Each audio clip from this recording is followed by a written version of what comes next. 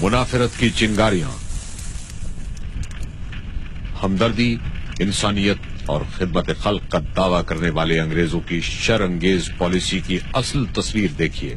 फिरकावारियत और मुनाफिरत की चिंगारियां सुलगाने और उनको हवा देने वाली अंग्रेज कौम का असल चेहरा देखिए।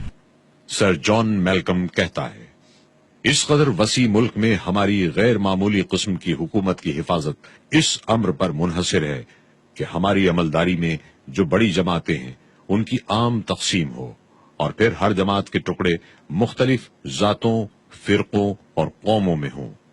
जब तक ये लोग अलग अलग बटे रहेंगे उस वक्त तक कोई बगावत उठकर हमारी कौम के इस्तेहकाम को मुतजलजल नहीं कर सकेगी।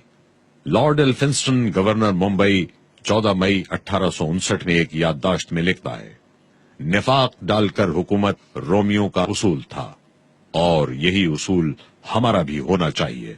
इससे पहले कार्नेटेक्स ने 1821 में लिखा था, लड़ाओ और हुकूमत करो, रोमन का मकूला हमारी हुकूमत का उसूल होना चाहिए।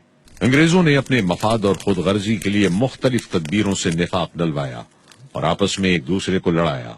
कभी एक जमात पर दस्ते शफकत रखा और कभी दूसरी पर।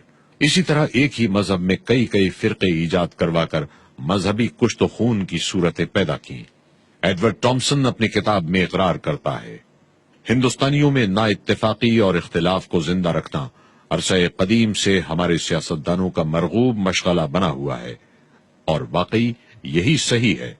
अंग्रेज बर्रे सगीर के तमाम बाशिंदों के दुश्मन रहे, लेकिन मुसलमानों को वो अपना असल दुश्मन समझते थे, इसलिए कि बर्रे सगीर उन्होंने मुसलमानों ही से छीना था और मुसलमानों को सियासी ही नहीं बल्कि दिमागी कुव्वत समझते थे। चुनाचे उन्होंने मुसलमानों को हदफ बनाकर बर्बाद करना शुरू कर दिया।